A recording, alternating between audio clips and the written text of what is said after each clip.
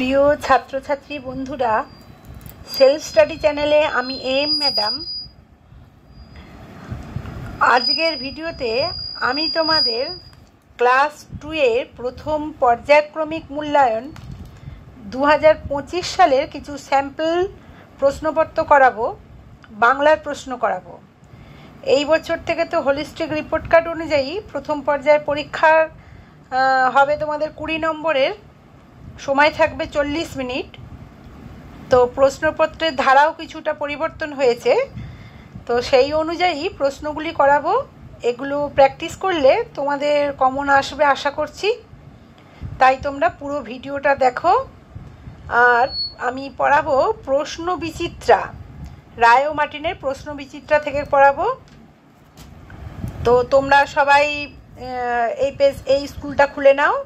এটা page number 219, page number 219 পেজটা করাবো। রামকৃষ্ণ মিশন নিম্ন বুনিয়াদী বিদ্যালয়, ইউনিট 2। তো এখানে দেখো প্রথম প্রশ্নটা লেখা আছে, একের দাগেরটা দেখো সবাই। নিচে প্রশ্নগুলি পূর্ণ বাক্যে উত্তর দাও। পূর্ণ বাক্যে মানে কি? পুরো কথায় লিখতে হবে। প্রথম প্রশ্নটা কি আছে দেখো, আদ্যনাথ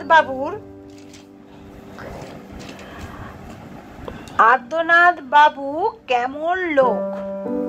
তো এটা দিয়েছে সহজ পাঠ থেকে দেওয়া হয়েছে। আদ্যনাথ বাবু কেমন লোক ছিলেন? না, আদ্যনাথ বাবু বড় ভালো লোক ছিলেন। তো উত্তরটা কিভাবে লিখতে হবে দেখে নাও।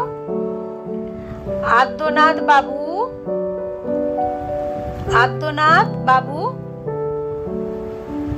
বড় ভালো লোক ছিলেন।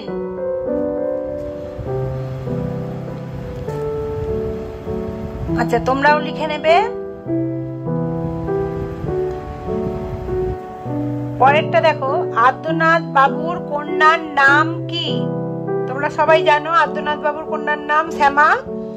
লিখে দাও উত্তর কি হবে। না, আদ্যনাথ বাবুর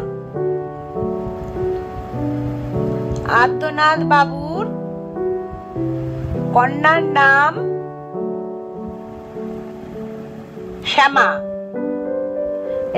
এটাই হচ্ছে পূর্ণ বাক্য, মানে পুরোটা বাক্য লেখা, সেটা মনে রাখতে হবে। কিন্তু শুধু শ্যামা লিখে দিলে পুরো মার্কস পাবে না।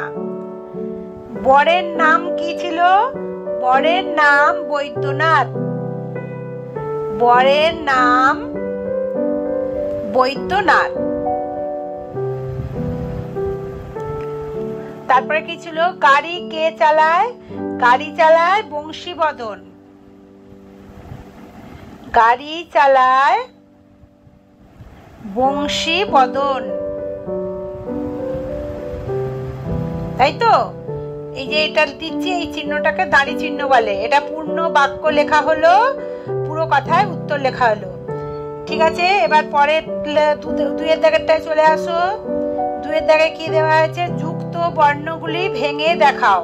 তো এটা কি আছে? মূর্ধন্যস্বয় ঠ, মূর্ধন্যস্ব লিখলাম, তারপর যোগ ঠ। তারপরেরটা কি আছে? তালবস্বয় চ, তালবস্ব লিখবো, যোগ চ।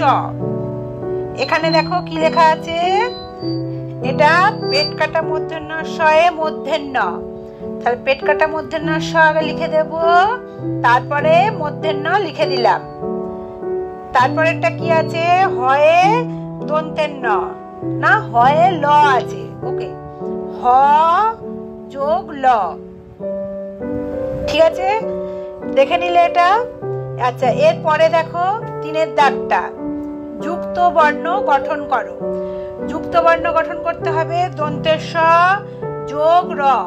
তাহলে কি হবে? দন্তের শয়ে রফলা। ঠিক আছে, দন্তের স রফলা দিয়ে কি হয় বলো তো? স্রোত হতে পারে, সহস্র হতে পারে, দন্তের শয়ে রফলা।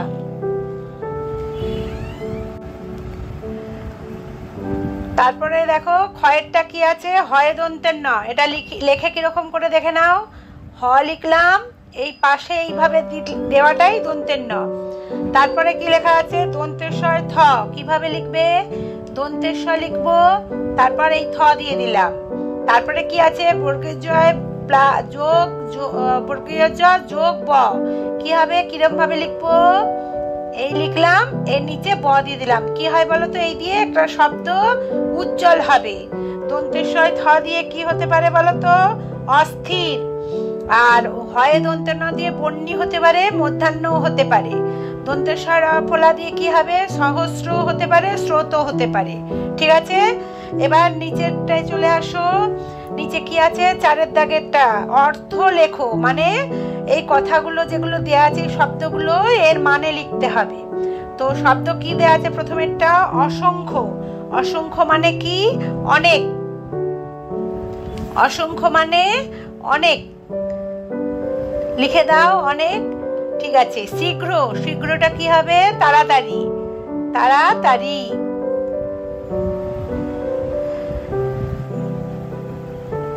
গয়েরটা কি আছে, মুগ্ধ। মুগ্ধ থেকে কি হবে, মুগ্ধ হচ্ছে মোহিত। ময়কার হয়েসই ত। তারপরে কি আছে, নবীন। নবীনটা কি, নতুন।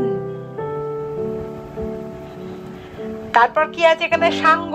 সাঙ্গটা কি, সম্পূর্ণ বা সমাপ্ত। সাঙ্গ মানে সমাপ্ত। দুরন্ত। দুরন্ত দিয়ে কি হবে, চঞ্চল।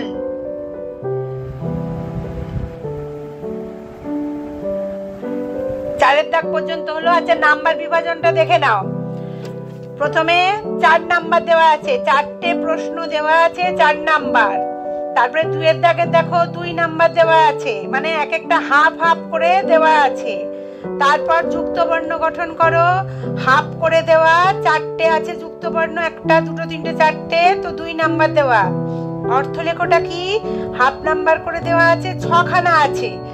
এই দেখো 6টা আছে, গুনে নাও, 6খানা আছে, তো হাফ করে দেওয়া আছে প্রত্যেকটায়, তো 3 নাম্বার হয়ে গেল, তাই তো? আচ্ছা, এবার চলে আসলাম 5 নম্বর। 5 নম্বর প্রশ্ন কি আছে, বিপরীত শব্দ লেখো। বিপরীত শব্দ, দিন রাত, লিখে ফেলো, দিন রাত। বিশ্রী সুশ্রী, দন্তেশ্বয় হর্ষৌ তালবস্বয়ের অফলা দীর্ঘই, সুশ্রী। এপাশে কি আছে, দুরন্ত। দুরন্ত কি, শান্ত, শান্ত। আশ্রয় নিরাশ্রয়, নিরাশ্রয় হলো। এবার 6-এর দাগে চলে আসো, বাক্য রচনা করো। এই যে আলো কথাটা দেওয়া আছে, তারপর কি, নরম চাঁদ। তা যে বাক্যটা রচনা করবে, যে বাক্যটা লিখবে, তার মধ্যে যেন আলো কথাটা থাকে। কি লিখবো আমরা, উজ্জ্বল, উজ্জ্বল আলোয়, উজ্জ্বল আলোয় পড়াশোনা করা ভালো,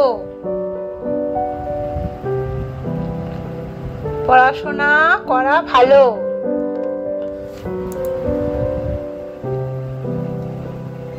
এখানে দাঁড়ি দিয়ে দিলাম, বাক্যটা শেষ হলো। এবার নরম। নরম, যে বাক্যটা লিখবো সেই বাক্যটার মধ্যে যেন নরম কথাটা থাকে। বেড়াল ছানাটি, বেড়াল ছানাটির, ছানাটির গা খুব নরম। দেখো, আমি নরম কথাটা কিন্তু এই বাক্যটার মধ্যে রাখলাম। এই যে নরম, এখানে দেখো এই বাক্যটার মধ্যে আলো কথাটা রাখা আছে। তারপরের বাক্যটা দেখে নাও, কি লেখা আছে, গয়েরটা চাঁদ। চাঁদ, প্রথমেই রেখে দিলাম চাঁদ পৃথিবীর একমাত্র উপগ্রহ, উপগ্রহ। ঠিক আছে, বুঝতে পারলে সবাই? তারপর দেখো 7-এর দাগেরটা, নিচের বর্ণগুলি সাজিয়ে অর্থপূর্ণ শব্দ তৈরি করো।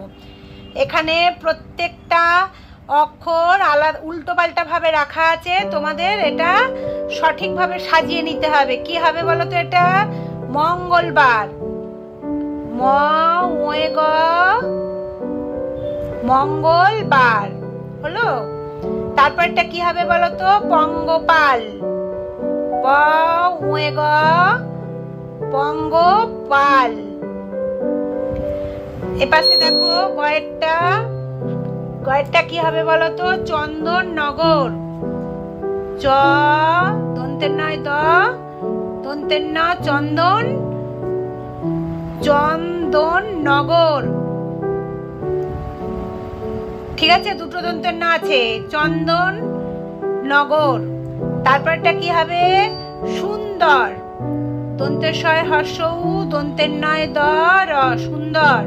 এপাশে নাম্বারগুলো দেখে নাও কত আছে। এখানে হাফ করে দেওয়া আছে, প্রত্যেকটা লিখলেই হাফ নাম্বার করে তোমরা পাবে। তো 4টে প্রশ্ন দেওয়া আছে, 4টে হাফ করলে হাফ করে দেওয়া আছে 2 নাম্বার। টোটাল এটা লিখতে পারলে 2 নাম্বার পেয়ে যাবে। পরেরটা দেখো 1 নাম্বার করে দেওয়া আছে, এক একটা বাক্য রচনা 1 নাম্বার দেওয়া আছে, 3টে বাক্য রচনা করলে 3 নাম্বার পাবে। তারপরেরটা দেখো 1 করেও দেওয়া আছে, এটাও 1 করে দেওয়া আছে, 4টে করলে 4 নম্বর পেয়ে যাবে। তাহলে মোট কত নাম্বার হলো? 4 যোগ 3 যোগ 2, 9 হলো। এপাশে 9, এখানে 3, 9 10 11 12 13 14 15 16 আর 4 20। তাহলে আমাদের কত নাম্বারের পরীক্ষা হচ্ছে এখন?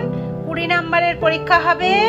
আর কতক্ষণের পরীক্ষা? না 40 মিনিটের পরীক্ষা। ঠিক আছে, দেখতে পাচ্ছ তোমরা? 20 নাম্বারের পরীক্ষা, 40 মিনিট পরীক্ষা হবে। দেখে নাও, আর একবার ভালোভাবে বইটায় দেখে নাও কি কি লেখা হলো। সবাই দেখতে পেয়েছো? ঠিক আছে, আজ এই পর্যন্ত। তোমরা সবাই ভালো থেকো, সুস্থ থেকো। আবার পরের দিন নতুন আরেকটি ভিডিও নিয়ে আসবো।